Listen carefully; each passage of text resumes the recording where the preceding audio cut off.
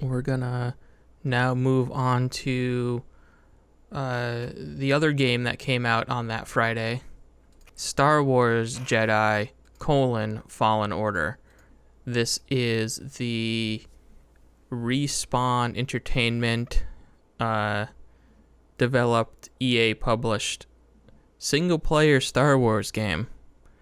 Like, I think the first time EA's put out a single player Star Wars game since they had the Star Wars franchise license. And yeah, basically this takes you through a pretty good, pretty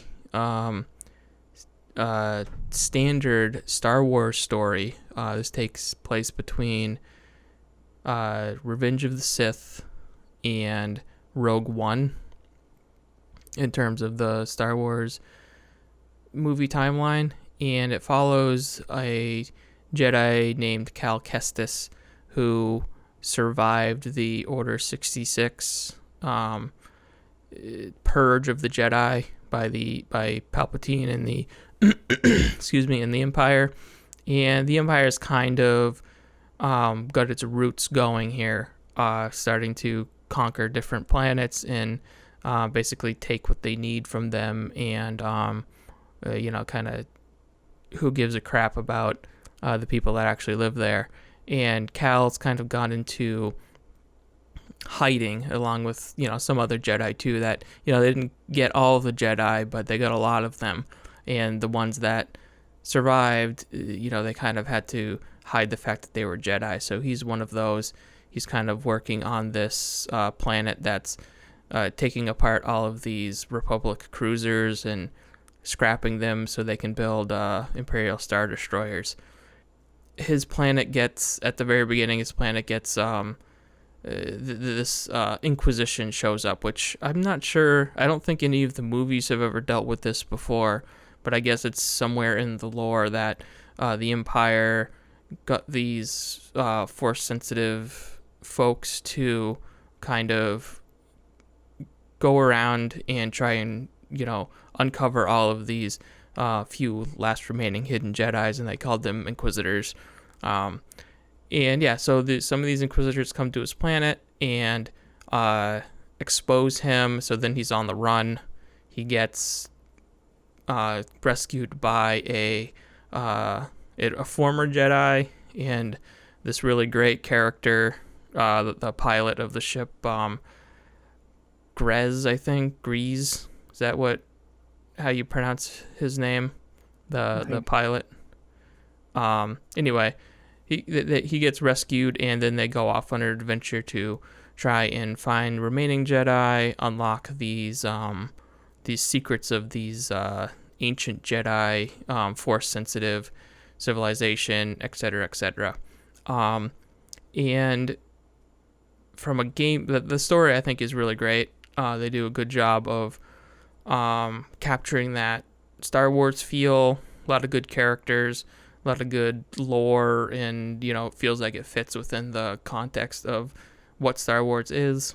And the gameplay is primarily it's got some Dark Souls elements to it. Third-person action game. You got a lightsaber, and you're doing Force maneuvers. So if you've played like the Force Unleashed games, the combat is kind of similar to that, except it's a little bit more unforgiving. Like you don't feel like you're this unstoppable power, like completely unstoppable force. So you got to be doing your dodges and your blocks and your parries and stuff like that. And you're kind of exploring these areas a bit like a Metroidvania style game, where you're unlocking more powers, and that allows you to gain access to areas you weren't previously able to get access to. And I think I've been to 4 planets. I don't know if there's more than that. Has either of you beat the game? No, not yet. I think I've No. just got to the point where you return to the first planet Yeah, you were at. that's what I just did too. Yeah, Okay. Lee. I'm on the second planet. Okay. Still on the second planet. Okay, yeah. So far I've unlocked four. I don't know if there's gonna be a fifth. Um, and the idea is like you get more force powers and that, or you upgrade your little droid, and he gets abilities to open up doors and stuff like that. So you're gonna be going back to these planets, back and forth between them, Hmm. and unlocking new paths. And this isn't like a No Man's Sky. You can explore the entire planet. It's like a chunk of a zone on the planet that has like you can go between winding corridors and the classic 3D Metroidvania style map. It just has a different flavor to it. Like there's an ice planet. You go to Kashyyyk, the Wookiee forest planet and stuff like that. Um, and With yeah, that, there yeah, are. I just looked it up real quick. There are going to be 6 planets in total. okay. So I guess we've still got two more we're gonna find, Derek. Hmm. Um, and yeah, so far I'm personally enjoying it. I think it does a good job of blending, the fun Star Warsy lightsaber combat with a little bit of the Dark Souls stuff. So it's not, you don't feel like you're a Superman. You have to be patient. You have to approach the encounters with a little bit of finesse. You can't just go in and with your sword swinging around expecting to just wipe everything out. But it's not quite as unforgiving as Dark Souls. Like I don't think it's as hard. Um, there's like caveats they make to the way you like when you die you don't you do lose all your experience up to a certain point. Um, but you can just go back and you don't even have to kill the enemy that killed you in order to get your experience back. You just have to cause damage to them. So there's some things that they do to make it not quite as unforgiving as a Dark Souls or Bloodborne game, but Yeah. And like it. when you fall down like off a cliff or something, where you go down like a pit, Mm-hmm. you don't lose anything. You just, I guess you have until your life runs out, till it actually takes a Yeah, toll. yeah. You lose when if Ooh. you fall off a cliff or something, you lose a little bit of life, but you don't. It isn't like a death. You don't reset back to the what this game uses for bonfires, which is the meditation zones, which is also where you upgrade. You unlock new force abilities. Um, well, not new force abilities, but upgrades to your skills. So like you get more skills for like your lightsaber, and you can increase your force strength, like how much force power you have, and like your health and stuff like that.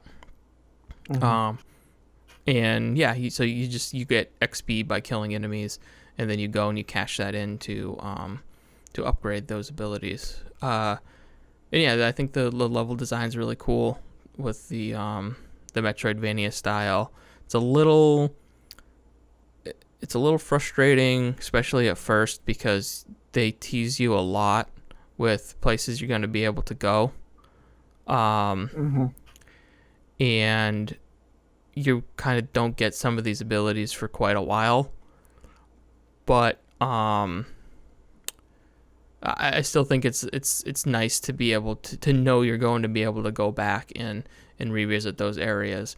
Um, Not necessarily certain most of the rewards you find behind these doors are worth it, because a lot of it is just cosmetic changes to like your lightsaber, or a new poncho color, or a new paint job for your droid or your ship. Every once in a while, you'll find an upgrade to your health or the amount of force power you have, but those are much less rare than the chests that have the cosmetic modifications to them. Ooh. So Hmm. that's a little that's probably where my biggest disappointment is that there just isn't. I mean, it's cool to find a shortcut, and it's cool to find like a secret area where like there's a puzzle, or which the game does have some pretty good puzzles, or like a tougher enemy. That's cool, but the reward at the end isn't always worth the effort, if that makes any sense. Because then it's just I like, wish the oh, side huh? I wish the saber loot kind of had more impact on your saber other than just the Yeah, magic. the That'd be the really saber nice. the Little saber things. stuff, you there's so many things to customize in your lightsaber, like the switch and the material that it's made Yeah. out of, the hilt, the emitter, the color, and everything like that. But it's all cosmetic. It doesn't impact Mm, your the strength of the lightsaber at all.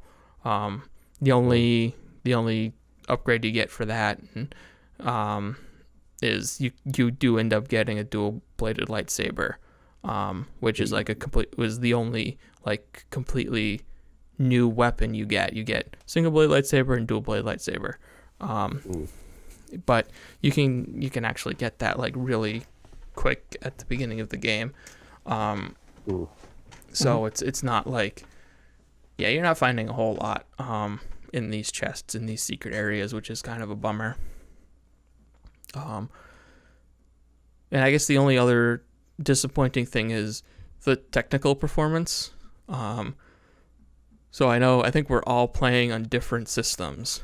Mm. So we can talk about the gamut of uh, different technical issues. But so I'm playing on Origin on PC, and by and large, the game runs really well. It'll stay at a constant 60 frames per second, even when there's a ton of enemies on screen. But where the technical aspect comes in is when like you go into a new area and it's loading in all of the textures and geometry for the new area, the frame rate just tanks. And I'm talking about like it it'll almost freeze up for like a second or two and then kind of skip until it loads in everything that it needs to load in. And it'll be fine. It'll go back up to full frame rate and it'll be great. But this can get real frustrating when you're like moving between a whole bunch of different areas, so it keeps dropping. Like if you're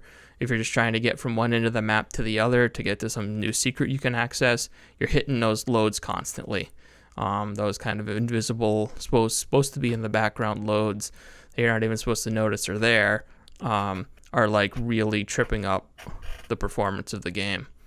And the only other thing I'll say is that like there's sometimes issues where textures and assets don't load in fast enough. This is an Unreal thing that happens a lot. Like there's a lot of games that have this issue where like you load into a game, the game will load, and then like half the textures will just be mud, and then they'll all pop in over time.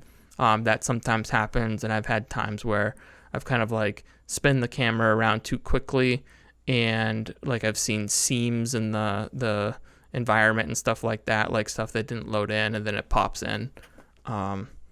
Stuff that should probably be ironed out over time with a couple of patches, or should have been ironed out before the game even came out. So what about you? What have you guys been experiencing? What are your thoughts on it and everything like that? I guess we'll go Um, with Lee. Lee will okay. want to go first because he hasn't had a chance to chime in. Um, actually, it's not that much different. I'm on the Xbox One X. It's not that much different to the issues you're having. Kind of that bizarre stutter at very strange places, where obviously it's like say it's streaming new bits of the level that you're not supposed to see. And that popping, I see that kind of on weird things that I don't expect to see. But other than that, I think it looks quite nice. It moves quite nice. Aside from kind of maybe production values issues, which is variable, I find. Some things look really good, some things not so much. Mm-hmm. Some character models and stuff like that. And Those kind of Wookiees main look character bad. looks a bit strange compared to all of the rest of them. The He Wookie looks a the little bit. Wookiees look real bad. So does the main guy.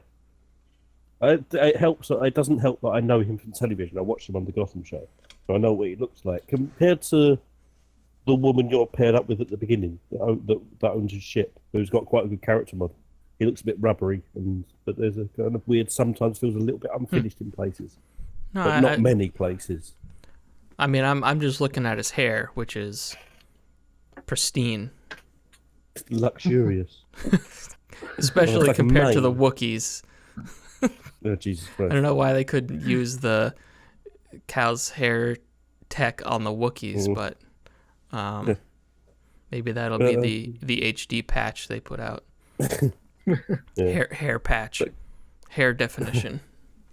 But actual gameplay wise, I quite like it. It has that depth. I liked the Force Unleashed games, but they were quite shallow. They're more about power fantasy games. This has more depth to it, a little bit more crunch to it. I wish there were more kind of big set pieces, because the first one, the thing when you're on the train at the beginning, is quite a good little well-designed set piece. Wish there were a little bit more of that in this game.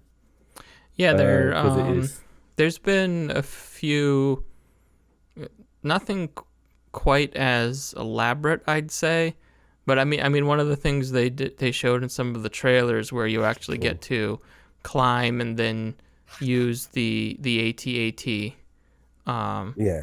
which is really cool. That was one of the best parts of the game. And Saw Gerrera shows up, and he has his moments. And yeah, there's a couple of moments, and I haven't really gotten to too many huge set pieces, but I guess the game does wrap up pretty well, in a pretty substantial way from what I've heard. So I'm looking forward to that. I will say that I had a lightsaber duel. It's probably about maybe halfway through the game, I'd say, and that was really a great duel. It wasn't super challenging, but it was I couldn't really screw around. I had to be on my I had to be on my feet for it, and between the presentation and the sound effects and everything like that, it really sounded and felt like a real Star Wars lightsaber duel. So that was pretty cool. Yeah. So what do you guys think of the story? It's been interesting. I like the fact that you're kind of searching around for these I guess Jedi secrets and the certain civilization of them.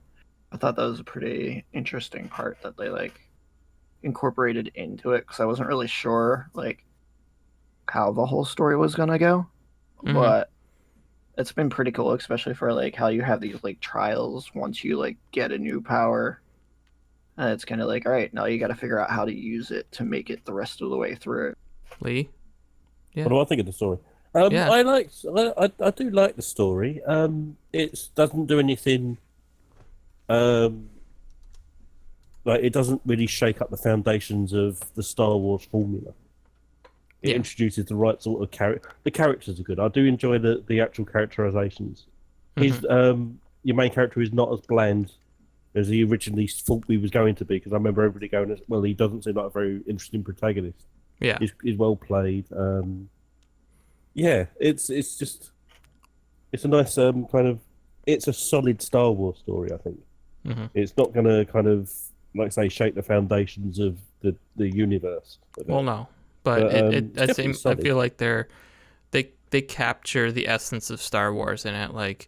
They have the characters and the way they act. They have the funny moments that they need to have, and then flip it around with the more serious stuff. And don't we all love the little robot? Yes, the little robot. Oh, bless him. What was it? B1? What's B1? Yeah, I think it's like B1. B1? He treats BB. Well. BB1? BB. BB. I like him going into his little boxes, shaking the boxes. You don't actually search the treasure chests. You open it up, the robot goes in, and it just kind of bounces around, and then he hops out, and you get some and new then every dumb. time you're so surprised about it, you're like, hey. Yeah, okay. Every time. And then he finds the thing, and he's like, oh, okay. Yeah. Really? Every single time? Yeah. What's the same thing with so you have an Estus flask equivalent, and the robot shoots it out to you when you need it, and even when sometimes you'll use it after combat when you're just standing around, and like you'll just need a boost of health.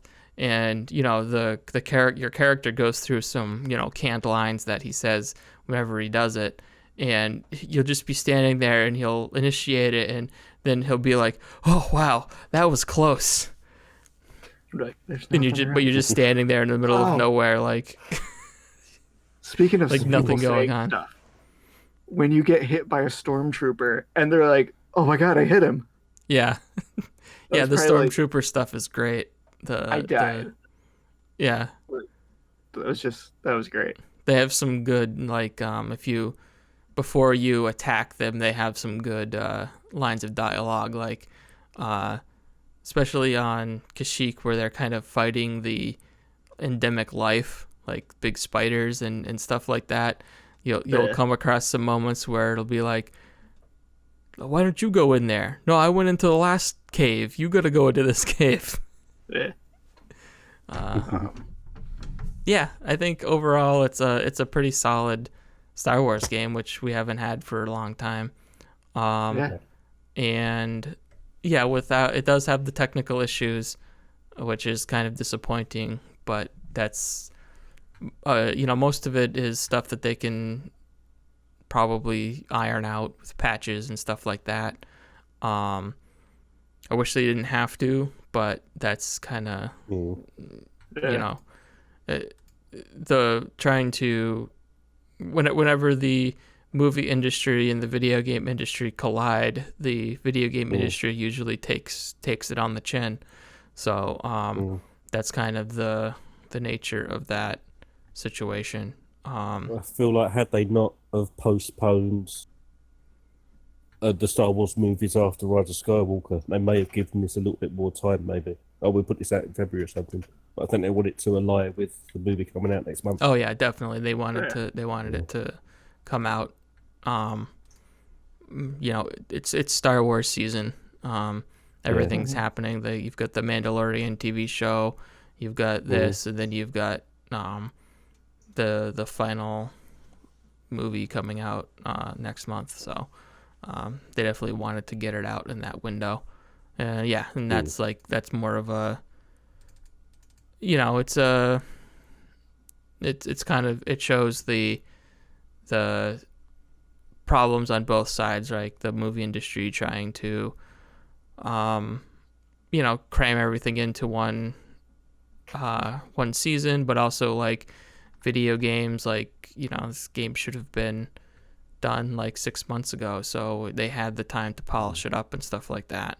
So it's like, it's not like Rise of the Skywalker is done filming the day before it comes out in theaters or anything like that. So it's more of like a production cycle problem. But they also get to issue patches afterwards, so unlike the movie industry. But no, very entertaining game. I enjoy it. I think it seems pretty long too. So that's a good thing. Yeah, so that was Star Wars Jedi: Fallen Order.